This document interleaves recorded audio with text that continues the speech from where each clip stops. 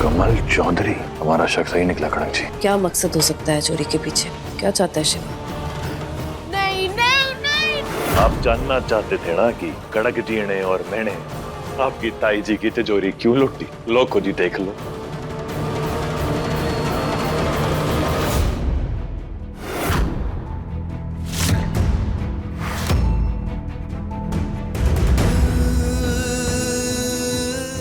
गहनों पे तो मेरे बाबूसा का नाम लिखा है। इसका क्या मतलब है? ये वही गहने हैं जो हम दोनों ने कल रात को चकोरी ताई जी की तिजोरी से चुराए। और अब आप ये बताओ मुझे कि अगर आपकी चकोरी ताई जी का इन गहनों के साथ कोई लेना देना ना है तो ये उनकी तिजोरी में कहां से आए?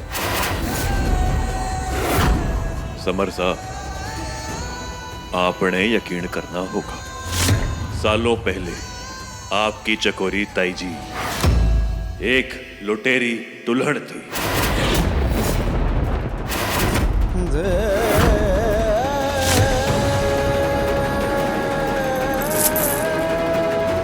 जिसने ना सिर्फ आपके माँ और बाबा साहब को बल्कि ना जाने कितने और परिवार बर्बाद किए उन्होंने। किसी को ना पता। ये सच नहीं हो सकता। तुम दोनों झूठ बोल रहे हो। ये मैं अच्छे से जानता हूँ। बेटा सच यही है।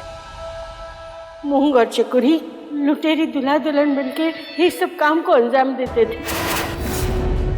और जब बात नहीं बनती थी, पकड़े जाते थे तो खून करके सारा सामान लूट के किसी और जगह पे चले जाते थे।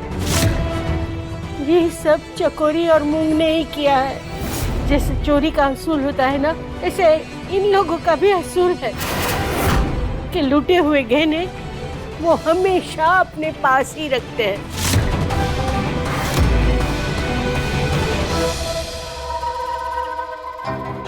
देखो, मैं जानता हूँ तुम सब झूठ बोल रहे हो। ऐसे क्या कोई कुछ भी कहेगा तो मैं मान लूंगा क्या उसकी बात? हो सकता है कि उमेश सिंह ने मेरे माँ बाप को मारने के बाद इन गहनों को हथिया लिया होगा और अब चकोरी माँ के पास से निकले होंगे। समर, इतना सा लॉजिक लगाओगे कि अगर शिवा रसाल के बापूसा ने तुम्हारे बापूसा को मारा होता और उनसे ये गहने लूटे होते तो क्या वो ये गहने अपने पास रखते? अपना नाम खराब करने के लिए, पकड़े जाने के लिए? नहीं ना। दादी साहब ने भी कहा ना, वो प्रोफेशनल है इस काम में, माहिर है और उन्हें पूरा कॉन्फिडेंस था कि वो तो कभी पकड़ी नहीं जाएंगी। और चकोरी मासा ने जो तुम्हारे साथ किया है ना, वो और कुछ नहीं बल्कि एक झूठ की रचना है। और इसीलिए तुम्हें पाला ताकि तुम उनके एहसानों तले दबे रहो और वही करो जो वो तुमसे करवाना चाहती हैं। उन्होंने तुम्हें यूज किया शिवा रसाल के खिलाफ, क्योंकि इनसे तो कभी वो जीत ही नहीं पाई ना। समर साहब, एक बार ठंडे दिमाग से सोचिए, सच क्या है आपको साफ साफ दिखाई देगा।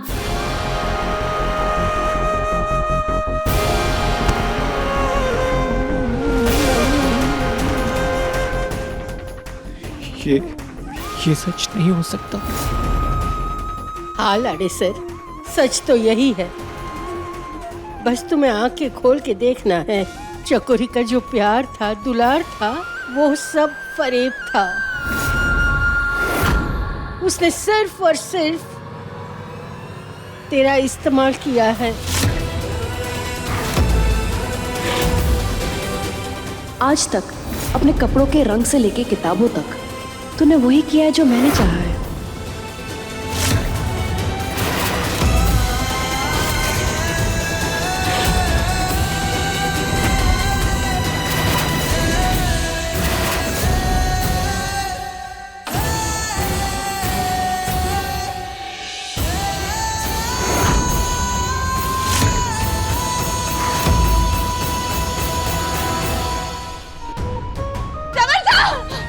लाडोना, रुक जा।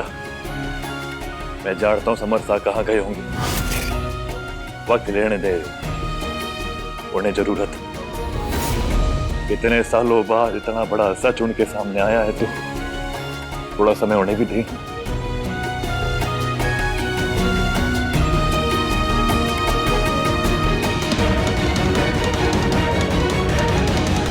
कमल चौधरी के गहने कहाँ हैं? कमल चौधरी के सारे गहने गायब, ऐसे कैसे हो सकता है?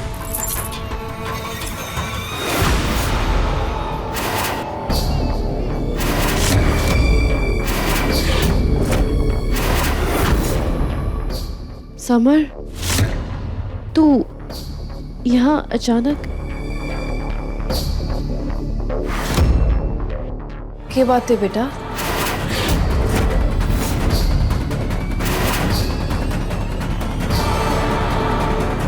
ये गहने तेरे पास कहाँ से आए? इस बात से ये क्या फर्क पड़ता है कि ये कहाँ से मिले? आप इतनी देर से इन्हीं गहनों को ढूंढ रही थी ना ताई जी?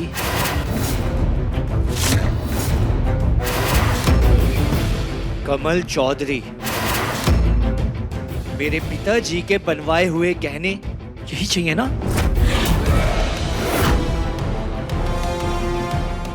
समर, तू क्या कहने की कोशिश कर रहा है? कमरे में आते हुए मैंने अपने ही कानों से सुना है कि आप इन्हीं गहनों के बारे में बात कर रही थी। वही गहने हैं ना जिन पे मेरे बाप का नाम लगा है, जो आपकी तिजोरी से चोरी हुए। माँ का दर्जा दिया था ना तूने मुझे, तो ये क्या इल्जाम है? समर बेटा, मैं भी तो तुम्हारे बाप के समान हूं ना। चुप! एक शब्द नहीं बोलोगे तुम लोग।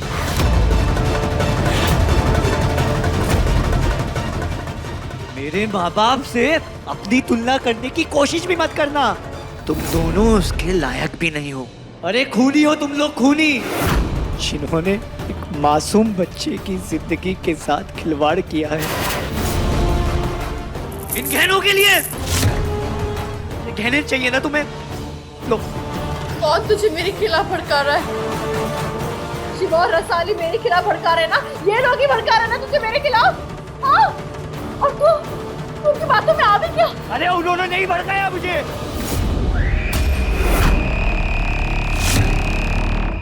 और अगर किसी ने मेरे दिल में जहर घोला है तो वो तुम दोनों। बचपन से आज तक मेरे दिल में जहर घोलती आई हो तुम। नफरत, गुस्सा, बस यही मेरे दिल और दिमाग में ठूसा है। उन लोगों ने तो बस इस बात का एहसास दिलाया है मुझे। क्यों ताई जी, ऐसा क्यों किया आपने मेरे साथ?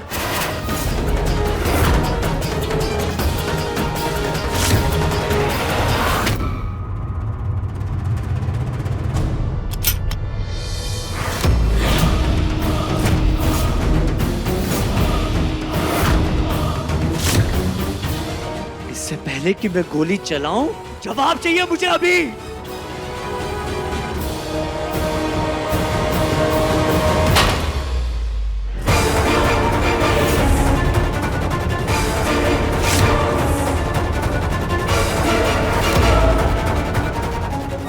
कहां भाग के जाओगे दोनों? हाँ, मुझे जवाब चाहिए।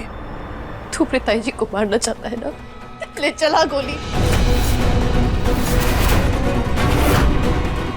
सारी गोलियां डाल दे यहाँ पे।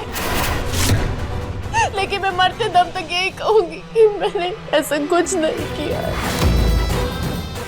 मुझ पे लगाए सारे इल्जाम झूठे हैं समर। जिस दिन से रसाल और शिवराज इस घर पे आए तब से तुझे मेरे खिलाफ भड़काए जा रहे हैं। आज इतनी कोशिश के बाद उनका जादू तुझ पे चल गया ना? यकीन कर लिया तूने उनकी बातों में? मेरी ममता का कोई मोल नहीं है। एक ही झटके में मेरे से सारा विश्वास उठ के दिया।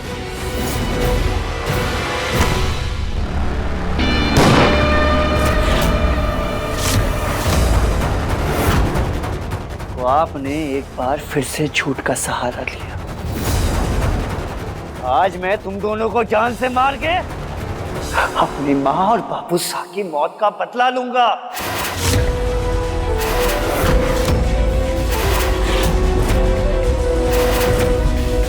समर साहब,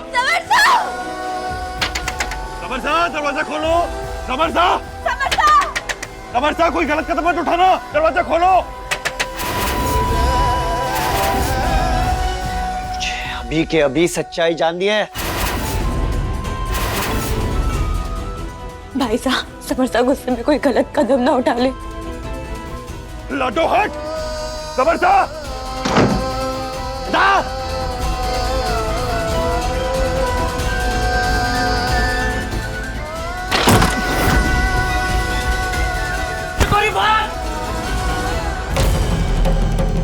रुक जाइए समर साहब, समर साहब रुक जाइए। बस छोड़ दे मुझे। समर साहब, कम से कम अपने होने वाले बच्चे के बारे में तो सोचिए। अपने होने वाले बच्चे के बारे में सोचिए समर साहब।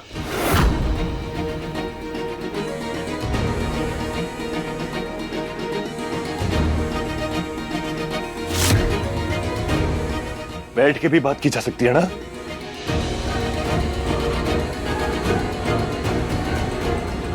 शांत हो जाइए।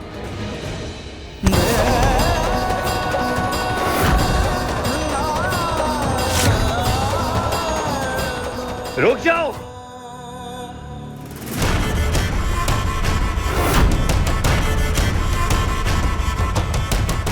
भाग के कहाँ जाओगी ताई जी, ताऊ जी? तुम दोनों का हद आ चुका है।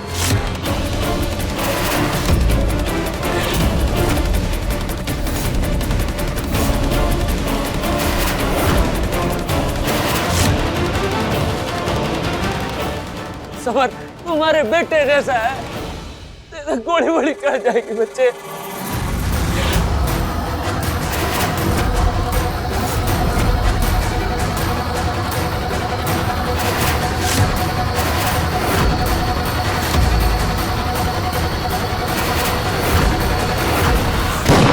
चकोरी,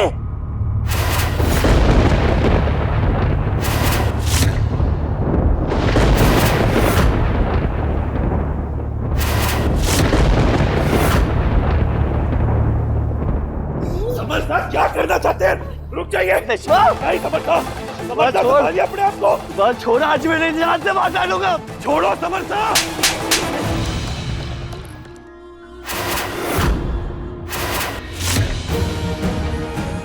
होश में आइए समर साहब। जो खिलवाड़ बचपन में चकोरी मासा ने आपके साथ किया है, वही खिलवाड़ अपने बच्चे के साथ करने जा रहे हो। सोचो, आप तो उन्हें मार के जेल चले जाओगे, लेकिन क्या कभी ये सोचा है कि रसाल का और आपके होने वाले बच्चे का क्या होगा?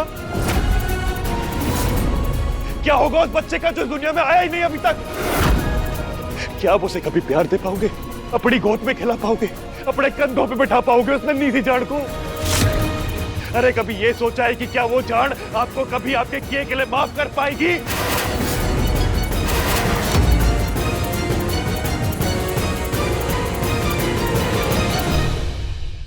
समर साहब, शांत हो जाओ। एक बार ठंडे दिमाग से सोचो।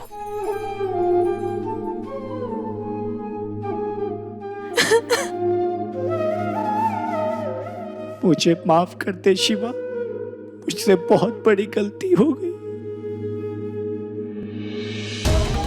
आप ठीक रहो बस। रसाल, मुझे माफ कर दो, मुझे माफ कर दो।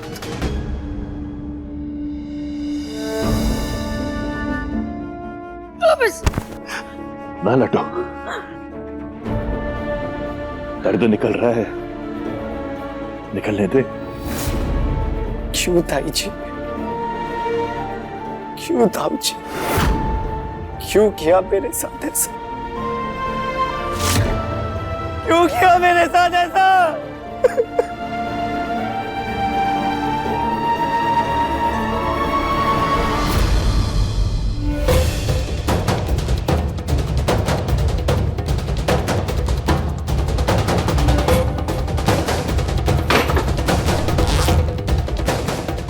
मुख सिंह, मर गया मुख से।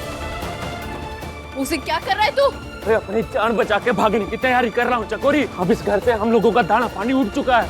हमारी बात मान, तू भी अपना बोरिया बिस्तरा बांध और निकल कैसे। क्या कहा तूने? 15 साल के पसीना और मेहनत बहाए मैंने, सब कुछ छोड़ के चली जाओ। पागल है क्या? अरे पागल तू हो गई है चकोरी, जो समझ नहीं रही है। अरे अपने सारे राज खुल चुके हैं, उसके बाद भी तारे को जायदाद की पड़ी है। अरे अभी सब लोग हमारे खिलाफ हो चुके हैं चकोरी। रसाल, कण, अरे अठे तक के हमारी मासा हम लोगों के खिलाफ है।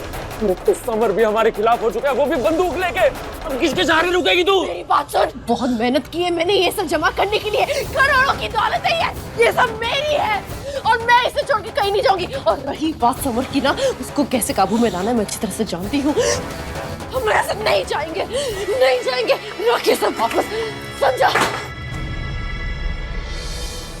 जब मेरे हिस्से के पत्ते खत्म हुए ना, मेरे हाथ में हमेशा एक हुक्म का इक्का जरूर रहा है और अब वक्त आ गया है उस हुक्म के इक्के का इस्तेमाल करने का। मैं यहां से कहीं नहीं जाऊंगी।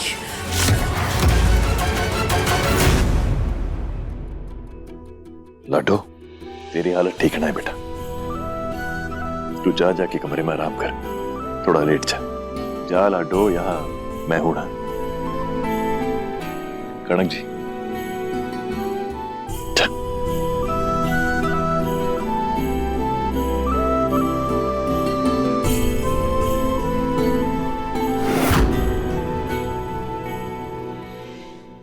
जिंदगी में कभी कभी ऐसा होता है, अपनों के दर्द को सीने में दबा कर जीना सीखना पड़ता है, मजबूरी है। और कभी कभी पूरी जिंदगी झूठ दीवार बनके हमें सच से परे रखती है और हम झूठ को सच समझ बैठते। चलो अब आप हमारे से एक वादा करो कि चकोरी मासा ने जो भी किया ना, उसे बुलाकर आप अपनी रसाल के लिए और अपने होने वाले बच्चे के लिए एक नई जिंदगी की शुरुआत करोगे। चकोरी मासा के दिए हर एक दर्द और धोखे से खुद को निकालना होगा। अपना मन कड़ा करके उनसे जुड़ी हर भावना पर आप खुद काबू पाओगे। वादा करो समर साहब कि चाहे जो हो जाए, आप अपनी भावनाओं में बहकर कोई गलत कदम कभी नहीं उठाओगे। आपकी जिंदगी से सिर्फ एक नहीं, दो जाने जुड़ी हुई है। देखो हमारी तरफ, हमारी आंखों में देखो, और अब हमारे से वादा करो कि आप कमजोर नहीं पड़ोगे, आप इस दर्द से उभर के आओगे। हर कोई तुम्हारी तरह मजबूत नहीं होता शिव। बचपन से आज तक मेरी जिंदगी में एक ही रिश्ता था, मेरी चकोरी ताई जी का रिश्ता। और आज उस रिश्ते का भयानक रूप देख के मेरी रूह कांप उठी, जिसे मैंने जिंदगी भर सच समझा, मेरी जिंदगी का सबसे बड़ा झूठ निकला। आज मैं जिंदगी के ऐसे मोड़ पे खड़ा हूं जहां मुझे ये समझ नहीं आ रहा है कौन मेरा अपना और कौन परा है। मेरे लिए इस सच को मानना बहुत मुश्किल।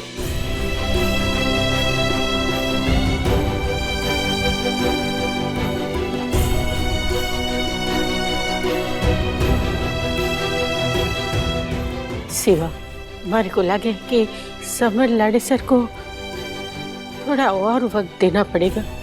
वक्त तो देना पड़ेगा।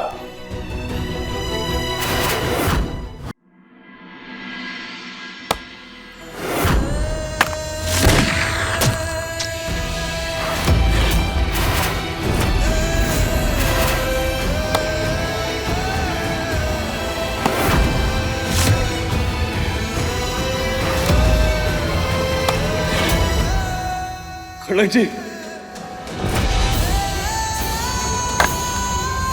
कि आपके माँ बाप सा का कातिल और कोई नहीं बल्कि आपकी चकोरी ताई है।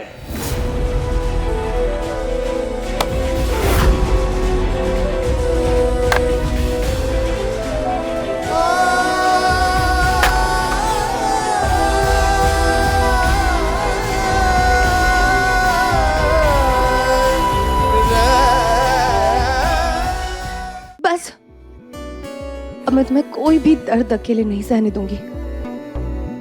मैं हूं तुम्हारे साथ।